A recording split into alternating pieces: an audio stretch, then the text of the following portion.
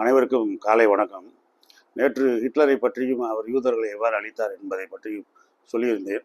யூதர்கள் பல நாடுகளுக்கு ஹிட்லருக்கு பயந்து தப்பித்து பல நாடுகளுக்கு ஓடி போய் தஞ்சம் புகுந்தார்கள்.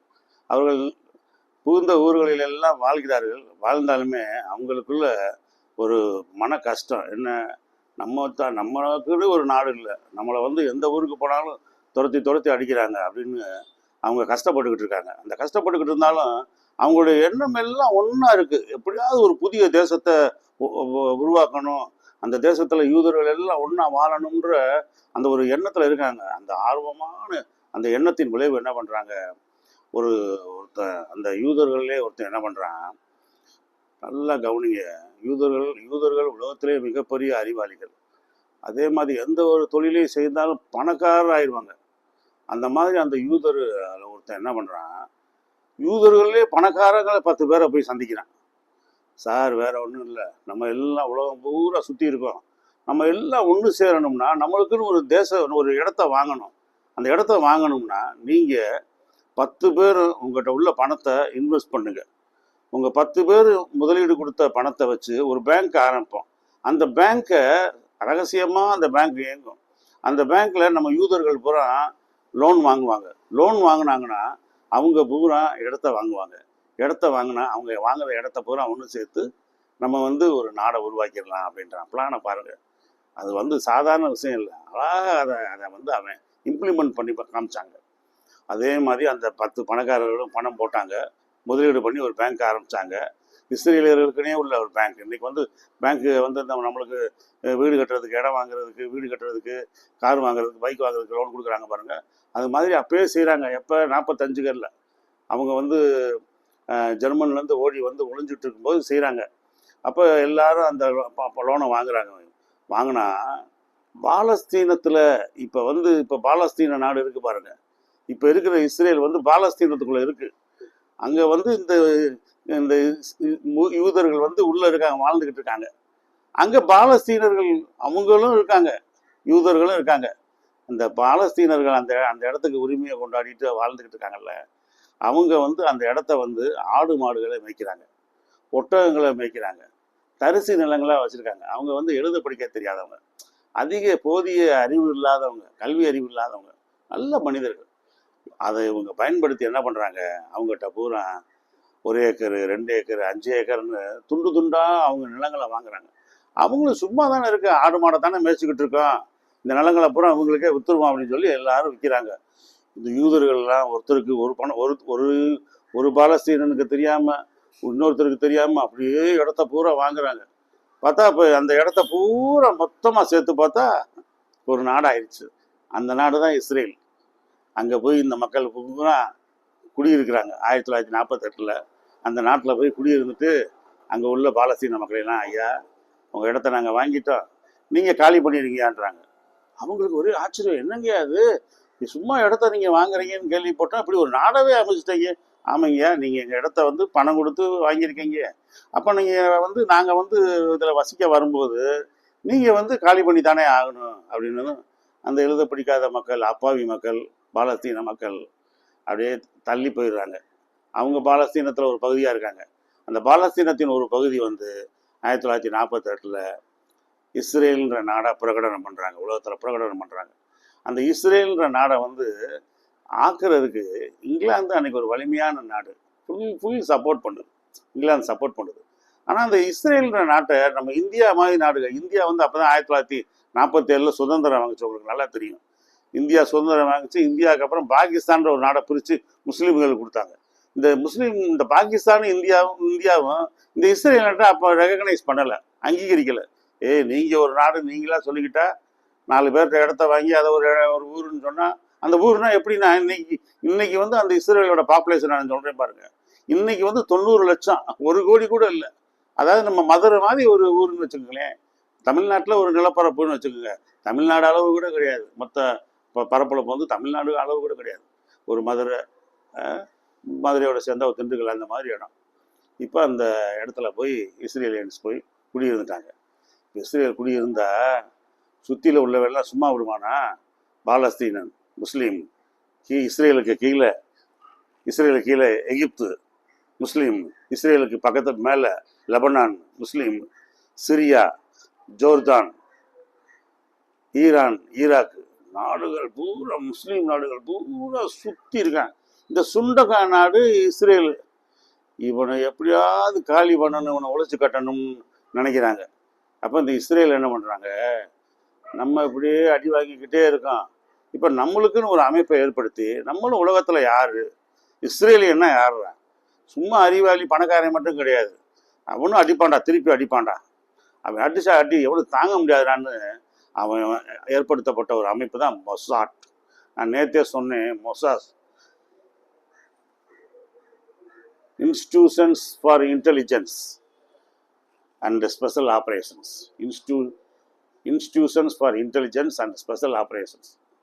உலக நாடுகளில் எல்லா ஊர்களையும் இருக்குது. இந்தியாவில் ரான்ற ஒரு அமைப்பு இருக்குது, அமெரிக்காவில் சிஏஏன்னு ஒன்று இருக்குது, பாகிஸ்தானில் சிஎஸ்ஐன்னு ஒரு அமைப்பு இருக்குது.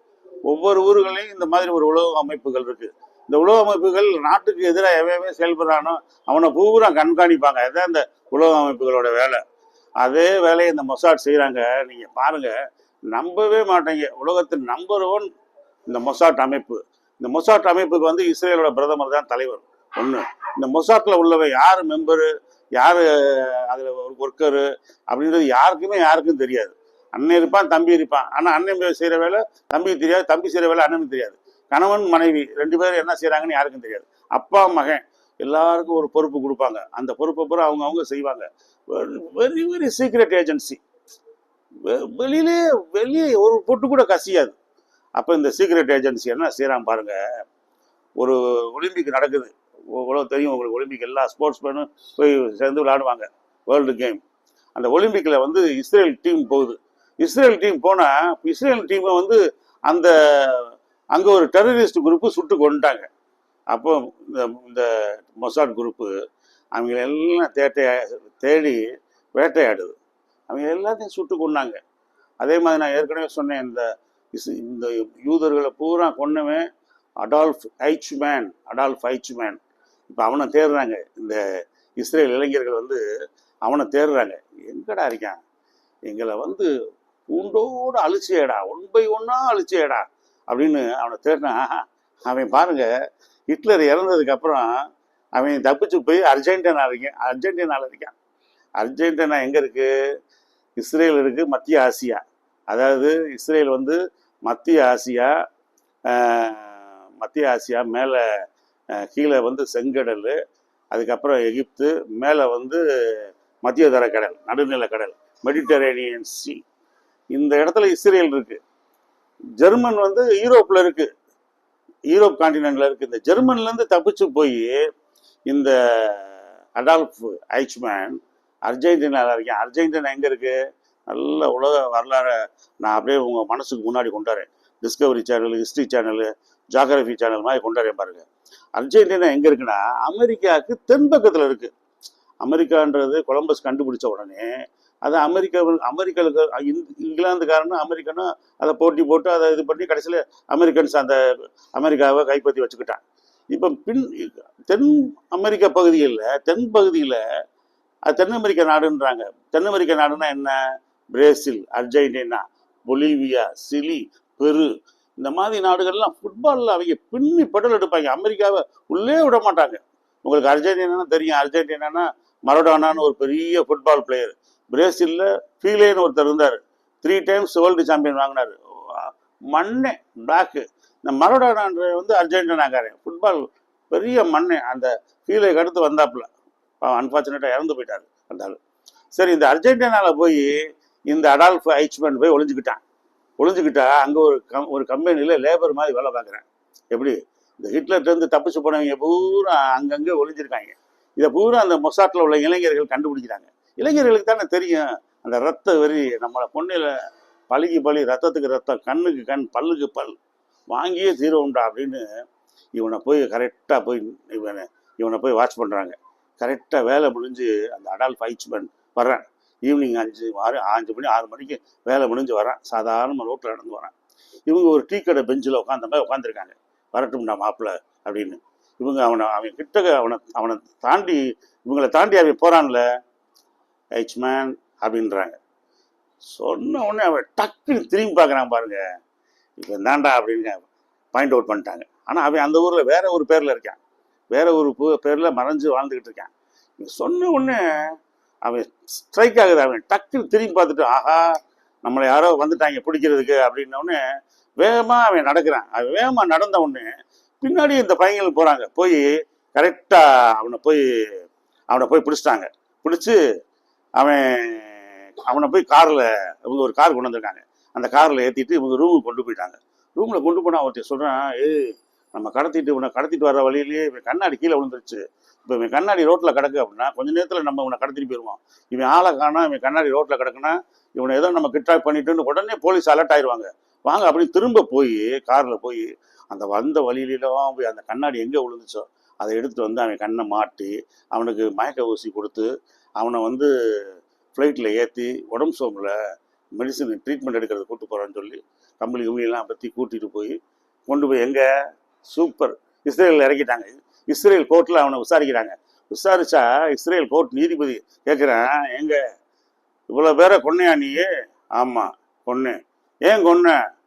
அரசாங்கம் இட்ட உத்தரவு. உங்களுக்கு அரசாங்கம் ஒரு உத்தரவு கொடுத்தா அந்த வேலையை நீங்கள் செய்வீங்கல்ல, அது மாதிரி எனக்கு அரசாங்கம் இட்டுச்சு. என்னுடைய குரு, என்னுடைய தலைவன் ஹிட்லர் சொன்னார், அதை நான் செஞ்சேன். அரசாங்கம் சொன்ன வேலையை சரியாக தானே அரசாங்க ஊழியரோட வேலை. எப்படி சொல்கிறான் பாருங்க. ஓ அப்படியா, அப்போ உனக்கு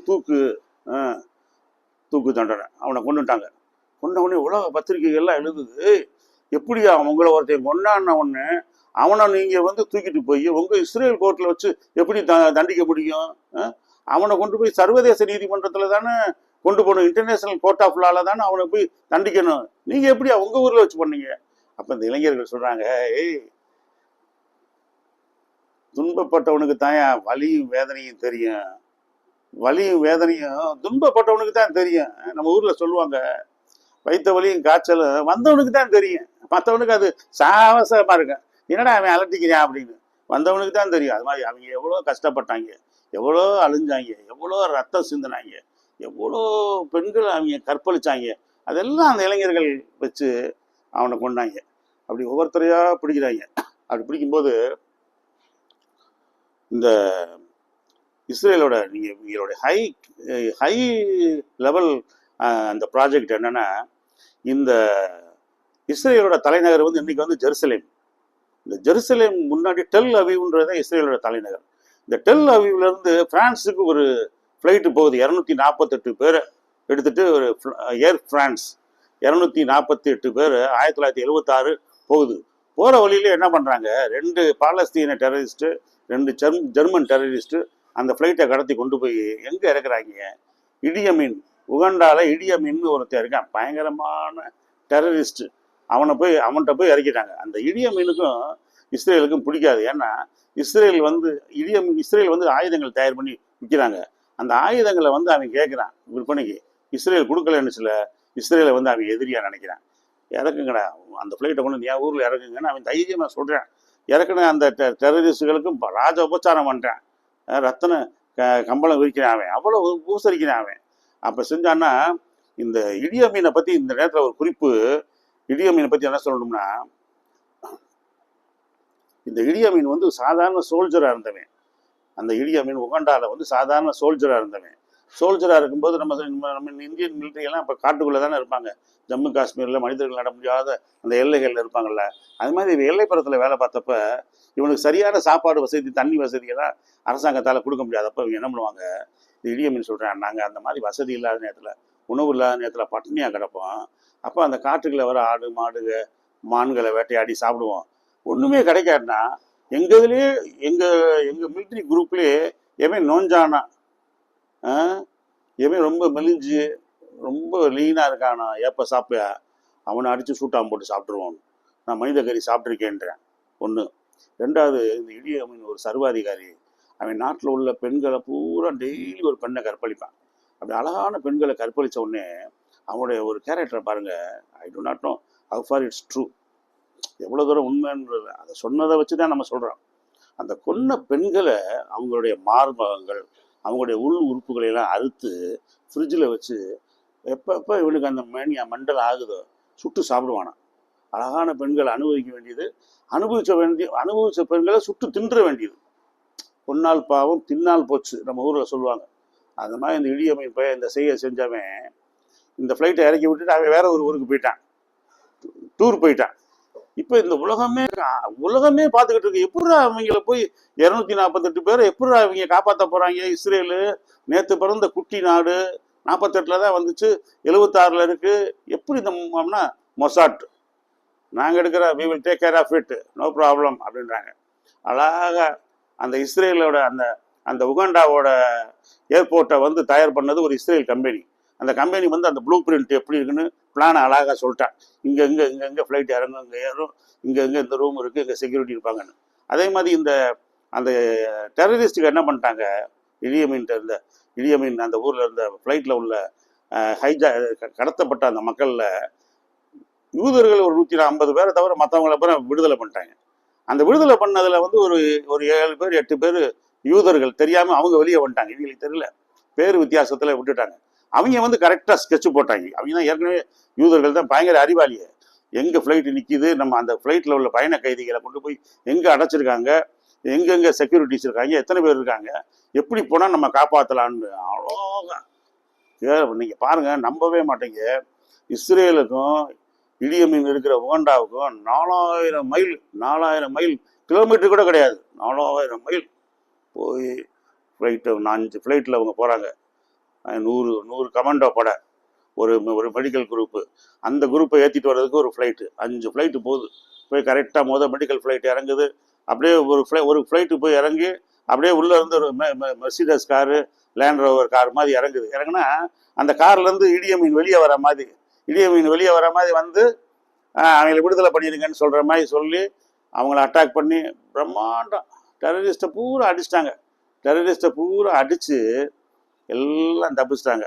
இந்த பயண கைதிகளில் 3 பேர் மட்டும் செத்தாங்க. அதே மாதிரி இந்த இஸ்ரேலேருந்து போனாங்க பாருங்கள் கமாண்டோ ஃபோர்ஸு, அந்த ஃபோர்ஸுகளில் ஒரு 4 பேரை சுட்டுட்டாங்க அவங்க. அந்த 4 பேரில் 3 பேர் பழச்சிட்டாங்க, ஒரே ஒருத்தர் தான் செத்தார். அந்த ஒருத்தர் யாருன்னா இன்னைக்கு பிரைம் மினிஸ்டர் இருக்காரு நெதன்யாகு, அவருடைய அண்ணன். இவருடைய அண்ணன் அன்னைக்கு 2 பேருமே, இந்த நெதன்யாகவும் அன்னைக்கு மிலிட்ரியில் இருக்காரு, அவங்க அண்ணனும் மிலிட்ரியில் இருக்காரு. அவங்க அண்ணனை இவங்க 2 பேர் அண்ணன் தம்பியா, யாராவது ஒருத்தன் போங்க, யாராவது ஒருத்தருக்கு ஆபத்து வந்தாலும் இன்னொருத்தன் உயிரோடு இருப்பீங்க இல்லைன்னு இந்த இப்போ இருக்கிற பிரதமர் பெஞ்சமின் நெதன்யாகுவை அனுப்பி விட்டாங்க. அவங்க அண்ணன் இருக்காப்புலாங்க, அவங்க அண்ணன் நெதன்யாகு அங்கே அந்த இதில் ஆப்ரேஷனில் இறந்துட்டார். எப்படி பாருங்கள், பிரம்மாண்டம். அவ்வளோ மக்களையும் காப்பாற்றி கொண்டு வந்து இஸ்ரேலில் இறங்கிட்டாங்க. இதெல்லாம் இஸ்ரேலியன்ஸோட உலகமே அப்போ இவங்களுடைய செயலை பார்த்து அதிர்ந்து போனாங்க. என்னடா இவ்வளோ பெரிய ஒரு செயலாடா அவங்க செய்கிறாங்க, எப்படி அந்த யூதர்கள் முழுக்க முழுக்க முழுக்க மூளையை வைத்து இயங்குவது, அந்த மூளையை வைத்து இறங்குது. அதில் சொல்கிறேன், இந்த இந்த பாலஸ்தீன விடுதலை இயக்கம்னு இந்த பாலஸ்தீன மக்களுக்காக ஒரு தலைவர் வந்தார், யாசர் அரபாத். அழகாக ஸ்டைலாக இருப்பார், எங்கே இதில் அவர் அவங்க மாதிரி டர்பன் கட்டி ரொம்ப ஸ்டைலாக இருந்து அந்த நாட்டை வழி நடத்துகிறார், இஸ்ரேலில் இருக்கிறார். சரி, இவனை எதிர்த்த தலைவனெல்லாம் கொல்லணும்ல. இஸ்ரேல் இந்த மொசாட்டோட ஒரு டெக்னிக் எப்படின்னா, ஒரு தலைவனை கொல்லணும்னா, உதாரணமாக ஒரு தலைவரை இப்போ கொல்லணும்னா, அந்த தலைவர் போய் உலகத்தில் எந்த நாட்டில் தங்குறாரோ அந்த நாட்டில் தங்கின உடனே அவருக்கு வந்து அந்த நாட்டில் வந்து ஒரு இடம் கொடுப்பாங்க, ஒரு பெரிய பேலஸ் கொடுப்பாங்க, இல்லை ஒரு அரண்மனை, ஒரு தங்குறதுக்கு ஒரு பெரிய 5 ஸ்டார் ஹோட்டலில் ரூம் கொடுப்பாங்க, இல்லை ஏதாவது பிரசிடென்ட் மாளிகையில் கொடுப்பாங்க, எங்கேயாவது ஒரு இடத்துல தங்க வைப்பாங்க. அப்போ இந்த போன தலைவர் என்ன பண்ணுவார், அந்த ரூமில் அங்கே போன உடனே அவர் என்ன பண்ணுவார், யூரின் போவார். பயணம் முடிஞ்ச உடனே எப்பயுமே யார் என்ன செய்வாங்க, பொதுவாக யூரின் போவோம், டாய்லெட் போவோம். போன உடனே இவங்க என்ன பண்ணுவாங்க, அந்த வெஸ்டர்ன் டாய்லெட் இருக்குது பார்த்தீங்களா, அந்த டாய்லெட் அந்த கோப்பையில் இவங்க ஒரு கப்பை மாட்டிடுவாங்க. இவங்க பாருங்கள், நல்லா கவனிங்க, இவங்க ஒரு கப்பை மாட்டிடுவாங்க. இந்த கப்பில் அவர் இருக்கிற யூரின் அவருடைய டாய்லெட்டு கலெக்ட் ஆகிடும். கொஞ்சம் ரூம் சர்வீஸ்ன்னு போய் அதை அப்புறம் கொஞ்ச நேரத்தில் போய் அப்படியே எடுத்துகிட்டு வந்துடுவாங்க. அதை எடுத்துகிட்டு வந்து டெஸ்ட் பண்ணால் அவருக்கு என்ன பிளட்டில் என்ன இருக்குது, யூரினில் என்ன இருக்குது, சுகர் இருக்கா, ப்ரெஷர் இருக்கா, ஹார்ட் ப்ராப்ளம் இருக்கா, கிட்னி ஃபெயிலியரா, என்ன problem is undergoing, what type of medicine is taking. அவன் குப்பை தொட்டியை வேறு எடுத்துகிட்டு வருவான். அவங்க போன உடனே ஏதாவது சாப்பிட்டுட்டு மாத்திரை சாப்பிட்டு அந்த கவரை கீழே போட்டிருப்பாங்கல்ல, அந்த மாத்திரையை குப்பை தொட்டிலேருந்து எடுத்து வந்துடுவாங்க. அந்த மாத்திரை என்ன டைப் ஆஃப் மாத்திரை, எதுக்கு சாப்பிட்றதுன்னு கண்டுபிடிச்சி, இவனுக்கு இந்த நோய் இருக்குது, இந்த நோய்க்கு இந்த மருந்தை இந்த இதை கொடுத்தா அவன் செத்து போயிடுவான்னு. அவர் அங்கே ஒரு வாரம் இருக்கும்போதே உணவுல அந்த விஷத்தை கலந்துருவாங்க. அவர் அங்கேயே சாவார், இல்லைன்னா வெளியே வந்தவொடனே செத்துருவார்.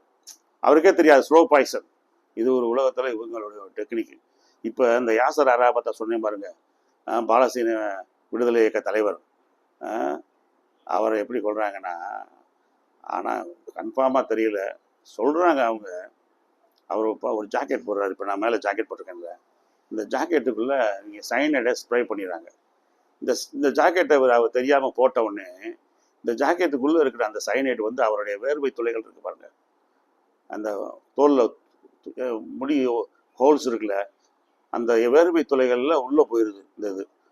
இது போக போக போக போக ஆட்டோமேட்டிக்காக சைனைடை வந்து வாயில் சாப்பிடாம, ஓரலாக சாப்பிடாம, உடம்பு இன்டேக் பண்ணி அவர் இறக்குறாரு. அவர் அந்த இறந்ததுக்கு இஸ்ரேல் தான் காரணம், அவங்க இந்த ஒரு வழியை பின்பற்றி அவரை கொண்டுட்டாங்க அப்படின்னு ஒரு யூதர்கள், இது பாலஸ்தீனியர்கள் ஒரு கம்ப்ளைண்ட் பண்ணுறாங்க. அதே நேரத்தில் அவருக்கு பிஏவா ஒரு பொண்ணு இருக்கு, அழகான பொண்ணு. அந்த பொண்ணு வந்து யூத பொண்ணு. எப்படி பாருங்க, பாலஸ்தீன முஸ்லீம் தலைவருக்கு யூத பொண்ணு பிஏ. அவதான் இவங்க நடிக்க வச்சிருக்கு, இவங்க போய் ஆக்ட் பண்ண வச்சிருக்காங்க. எப்படி பாருங்க. இப்படி பலவிதமான செய்திகளை செய்கிறவங்க தான் மொசாட் சொல்லிக்கிட்டே போகலாம், இன்னைக்கு நேரமே பத்தாது. அதனால நான் என்ன சொல்றேன், இந்த அறிவாளிகளை வந்து இந்த பாலஸ்தீன மக்களால் ஜெயிக்க முடியல. ஏன் பாலஸ்தீன மக்களால் ஜெயிக்க முடியலன்றதை சுருக்கமாக சொல்கிறேன். பாலஸ்தீனர்கள்ட்ட ஒற்றுமை இல்லை, முஸ்லீம்கள்கிட்ட ஒற்றுமை இல்லை. அவங்க நிறைய நாடாக இருக்காங்க, பாலஸ்தீனம், எகிப்து, சிரியா, ஜோர்தான், லெபனான், ஈரான், ஈராக்குன்னு. இவங்களுக்குள்ள ஒரு பெரிய தலைமை இல்லை. யார், யாசர் அராபத் மாதிரி ஒரு தலைவர் இல்லை. லிபியாவில் முன்னாடி உமர் முக்தார்னு ஒருத்தர் இருந்தார். நாங்களாம் அந்த படம் பார்த்தோம், உமர் முக்தார். ஆண்டனி குயின் தான் உமர் முக்தாரை நடிச்சிருப்பார். அட்டகாசமாக இருக்கும். 70 வயசு, பாலைவன சிங்கம்னு இத்தாலி முசோலினி படையை அடித்து தூள் பண்ணுவார்.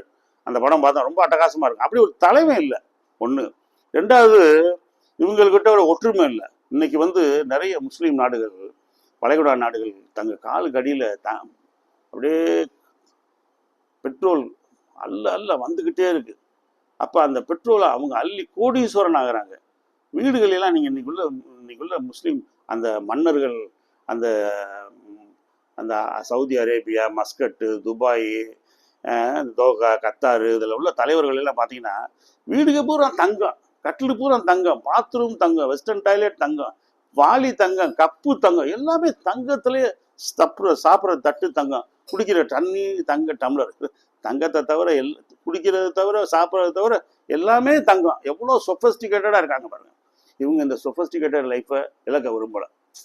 இப்போ போய் சண்டை போட்டால் இஸ்ரேலு அமெரிக்காட்ட ஆயுதத்தை வாங்கி நம்ம மேலே குண்டை போடுவேன். இங்கே குண்டு போட்டால் அவங்க நாடு பாருங்கள் எவ்வளோ வசதியாக இருக்குன்னு பாருங்கள். வசதியாக இருக்கிற நாடு, ஏசி தான் அவங்க முழுக்க ஏசி தான் அவங்க ஊரில். ஏசி நின்று போச்சுன்னா அவங்களால வாழ முடியாது. ரெண்டாவது, அவங்க வந்து தண்ணி அவங்க நாட்டில் கிடையாது. அவங்க வந்து உப்பு தண்ணி இருக்கு பாருங்க, கடல் தண்ணியை தான் ப்ராசஸ் பண்ணி நல்ல தண்ணி ஆக்கி குடிச்சுக்கிட்டு இருக்காங்க. இந்த மாதிரி கஷ்டமாக இயற்கை எதிர்த்து வாழ்ந்துக்கிட்டு இருக்க அவங்க இந்த சண்டை போட்டாங்கன்னா அவங்களுடைய மொத்த பொழப்பும் கெட்டு போயிடும். இன்னைக்கு உலகம் பூராமே இந்தியாவிலேருந்து ஏகப்பட்ட பேர் இன்னைக்கு போய் நம்ம வளைகுடா நாடுகளில் இந்த மாதிரி கல்ஃபு, இந்த சவுதி அரேபியா, அங்கே போய் நம்ம ஆளுக பூரா அங்கே வேலை பார்க்குறாங்க. குறிப்பாக ராம்நாடு, பரமக்குடியிலெல்லாம் 10th +2 முடித்த உடனே அவன் ஏதாவது ஒரு கோர்ஸ் படிச்சுட்டு ஓடி போயிடுவான். அங்கே போய் அந்த முஸ்லீம் நாடுகளில் போய் வேலை பார்க்குறது அவங்களுக்கு ஒரு பொழப்பே, ஒரு தொழிலே. இல்லை அவங்க வீட்டில் ஒரு பையன் போயிட்டானா, போயிட்டாங்க, ஆமாப்பா, அப்போ தான் அந்த குடும்பமே பிழைக்கும். இப்படி எல்லா பேரும் பிழைச்சிக்கிட்டு இருக்கான். இவன் போய் சண்டையில் போட்டான்னா என்ன ஆகுறது, எல்லாரும் கூடயும் மொத்தமாக கட்டுறோம். அதனால் வளைகுடா நாடுகளில் உள்ள அந்த பெரிய பெரிய மன்னர்கள்லாம் சண்டையில் ஈடுபட விரும்பலை. என்னையா அது சண்டை போட்டோம்னா. ரெண்டாவது, அவங்க பையங்களெல்லாம், இந்த மன்னர்கள் இருக்காங்க பாருங்கள், முஸ்லீம் மன்னர்கள், அவங்க பையங்களெல்லாம் அமெரிக்கா, ஃப்ரான்ஸு, இங்கிலாண்டுன்ற பெரிய நாடுகளுக்கு அனுப்பி அங்கே போய் படிக்க வச்சுடுறாங்க. அங்கே படிக்க வச்சப்போ இவங்க இந்த பையங்களுக்கு என்ன ஆயிடுதுன்னா, இவங்க பையங்களுக்கு பொண்ணுங்களுக்கு அமெரிக்கன் கல்ச்சர், ராயல் கல்ச்சர் ஆயிடுது, வெஸ்டர்னைஸ்டாக ஆயிடுறாங்க. அப்போ அவங்க வந்த உடனே அவங்க வந்து சாதாரண வாழ்க்கை விரும்பலை, லக்ஸூரியஸ் லைஃப்பை லீட் பண்ணுறாங்க. அப்புறம் அவங்க போய் இப்போ களத்தில் இறங்கி உமர் முக்தார் மாதிரி இந்த பாலஸ்தீன விடுதலை வீரர்கள் மாதிரி துப்பாக்கி சுட்டுக்கிட்டு இருப்பாங்களா? அதனால் அவங்க சொஃபஸ்டிகேட்டட் லைஃப் ஆயிடுச்சு. ஒற்றுமை இல்லை, சரியான தலைவர்கள் இல்லை, லீட் பண்ண முடியல. ரெண்டாவது, இந்த இஸ்ரேலுக்கு வந்து உலகத்திலே மிகப்பெரிய தலைவன் யார்? அமெரிக்கா. யார்? இங்கிலாந்து, ஃப்ரான்ஸு. இந்த பெரிய வல்லரசு நாடுகளில் ரஷ்யாவை தவிர மற்ற நாடுகள் பூரா சப்போர்ட் பண்ணுது. இப்போ இன்றைக்கும் பாருங்கள், இஸ்ரேலை வந்து அடிக்காத, பாலஸ்தீன் அதை அடிக்காத அப்படின்னு சொல்லுவாங்க. ஆனால் சொல்லிக்கிட்டு வெப்பன்ஸை பூரா கொடுப்பாங்க. இந்த புதுசு புதுசாக வச்சுக்க அடி நொறுக்கு அப்படிம்பாங்க. இங்கே இஸ்ரேலுக்கு கொடுப்பாங்க, அங்கே உக்ரைன் கொடுப்பாங்க. இதான் இந்த அமெரிக்காவோட அந்த அமெரிக்கா இங்கிலாண்டோட வேலையை என்னன்னா, ஆயுதங்களை விற்று அதன் மூலமாக தான் அவங்க பணக்காரனாக முடியும். அப்போ நோதர்வே நோதருக்கோ, இவன் விற்பான், அவன் வாங்குவான், அவன் அடிப்பான். அதனால இஸ்ரேலை சாதாரணமாக தோற்கடிக்கவே முடியாது. அவர்கள் ஒரு பக்கம் முன்னேறிக்கிட்டு இருக்காங்க. அவர்களோட இருந்து இந்த அப்பாவி மக்கள், பாலஸ்தீன மக்கள் போராடிக்கிட்டு இருக்காங்க. ஒரு நல்ல முடிவு கிடைக்கணும். கடவுளை கும்பிடுவோம். நன்றி, வணக்கம். உங்களுக்கு இந்த இது பிடிச்சிருந்துச்சுன்னா சப்ஸ்கிரைப் பண்ணுங்க. நன்றி, வணக்கம்.